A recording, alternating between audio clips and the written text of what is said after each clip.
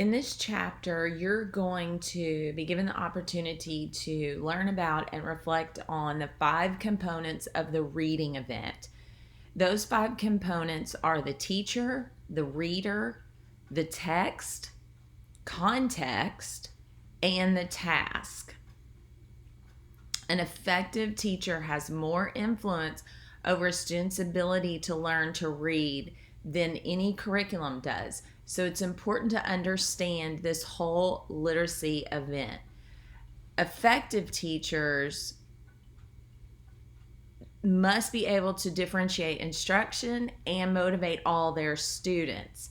So teachers need to understand that what motivates one reader may not motivate another. And motivation includes being able to engage students at a very personal level. So think about your experience with literacy and reading, and think about what you have observed that was effective and not effective. Take a second and in your notes just jot down a few of those descriptors of what made good teachers effective or ineffective, and think about what you're seeing with those descriptors. So as I said earlier, these are the components of the reading event, and this particular chapter goes through and discusses each one of them.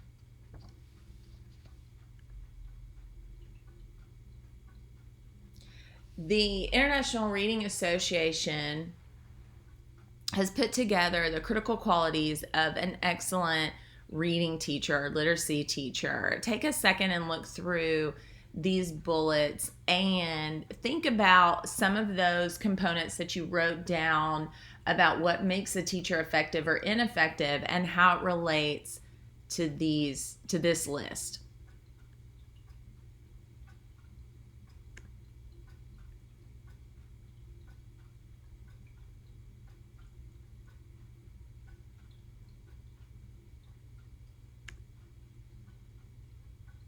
So we start to see a decline in the motivation to read between the 1st and the 4th grades.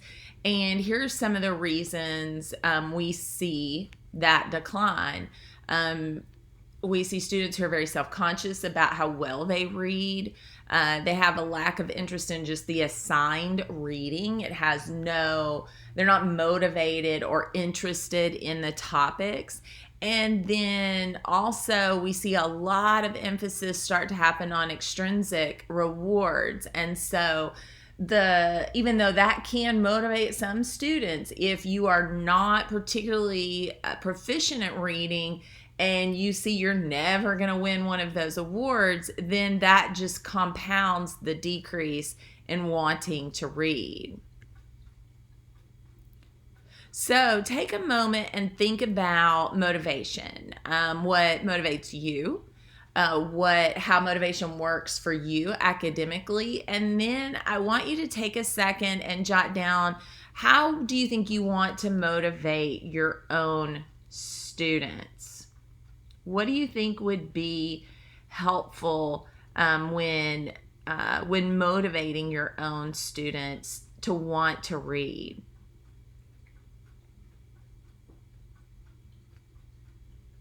You might keep in mind that the student brings certain elements to the reading process. And so you have to consider their background knowledge, their literacy knowledge, different language systems, and different learning styles. And based on the student's needs, you have to very explicitly teach reading strategies that then give your students the opportunities to use them under your supervision. The goal is for a student to use a strategy readily when reading independently, but that has to be practiced with your supervision first so that the student can do it on their own.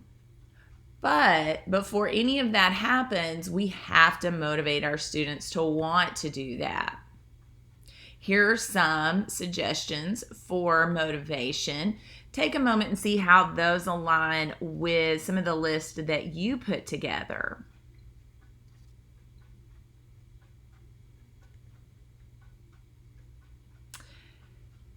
So when our students are performing, there are two different levels. There's performance orientation and mastery orientation. And you'll want to go into your chapter and mark those sections that talk about it. So performance orientation is where we're very focused on competition and our students are performing to earn the teacher's approval. Mastery orientation means that students are challenged and their goal is to almost compete against themselves and their own accomplishments done previously. It's much more of an intrinsic reward under the mastery orientation.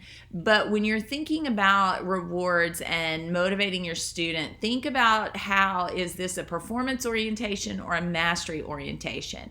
This is not to say that one is better than the other. Just think about, are you always doing one type of orientation and not the other? That might be a negative for your students. So, as I commented earlier, students bring a lot of differences to the classroom, and teachers have to take all of these things into consideration when they're helping students learn to use strategies independently.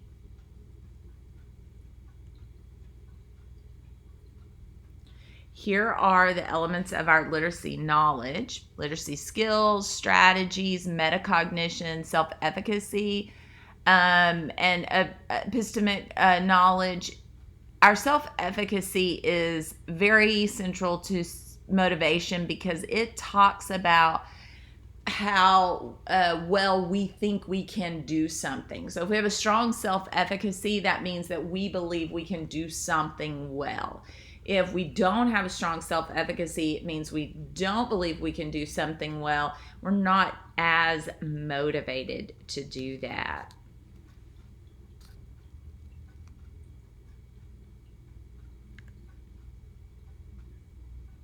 Here's some different learning styles and our different language systems. You'll want to take a moment in your book and mark through, make some notes about each one of how these things work with each other.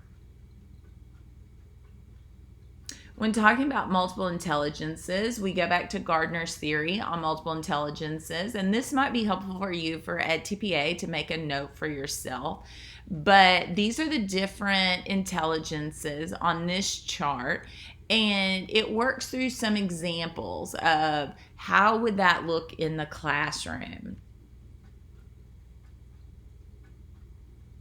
When we're assessing our students, we do need to understand that they're going to hit certain reading levels.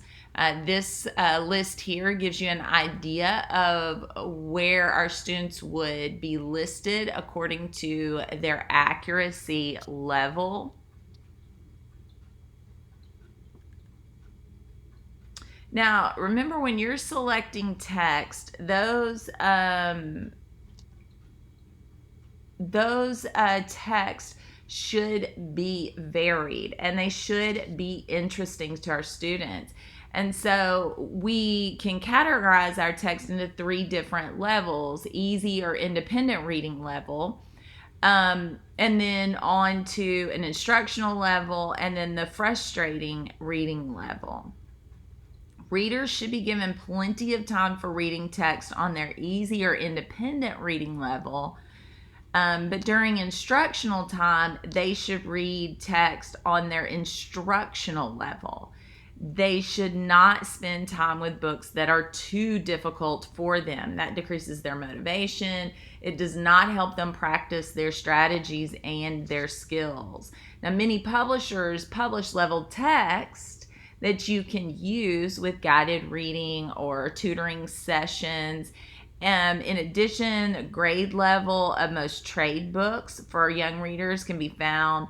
We can use Lexile level to understand what level they're at. We can also use the Fry readability formula. Those are things that we'll start to learn about later on this semester, but it gives us an idea of level for our students in their reading. And what we want to understand is that how do we choose books for particular student needs, and that will keep them reading on a level that is instructional and not too frustrating.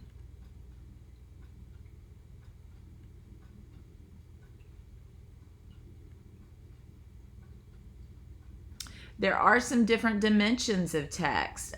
Complexity includes quantitative dimension, qualitative dimension, and the reader and task have different dimensions as well.